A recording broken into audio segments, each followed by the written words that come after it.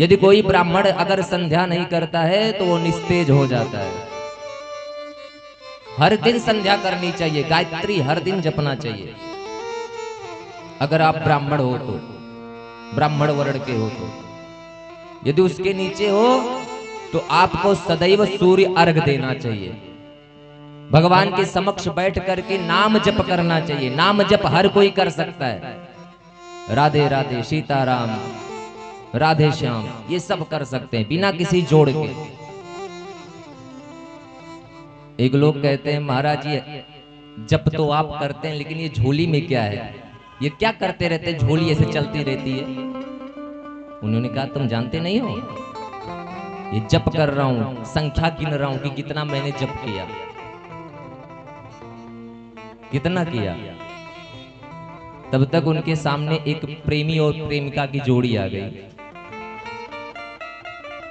प्रेमिका ने अपने प्रेमी को 10,000 रुपये दे दिए। उसने कहा ये सब लुटा रही हो, क्यों लुटा रही हो भाई? प्रेमिका ने कहा प्रेम में कभी जोड़ भाव नहीं रखना चाहिए, जाने दो, जो गया सो जाने दो, हम तो चाहती हैं कि और दे दें। तुरंत ही झोली में से हाथ निकाले और कहे महाराज हम तो रोज जप करते हैं और जप की संख्या याद करते हैं, तुम्हारे प्रेम में कभी मोल और जोड़ नहीं हुआ, और हमें प्रभु से जब भजन प्रभु का जप करता हूं तो जोड़ता हूं, तो इसलिए उसी दिन से झोली त्याग दिया और वैसे ही राम राम जपने लगे। मोल भाव नहीं, जोड़ नहीं रखते। भगवान से यदि सच्चा प्रेम है तो जोड़ नहीं, वैसे जपो। आसान भी है और आराम से आपका कार्य भी निपुण होगा।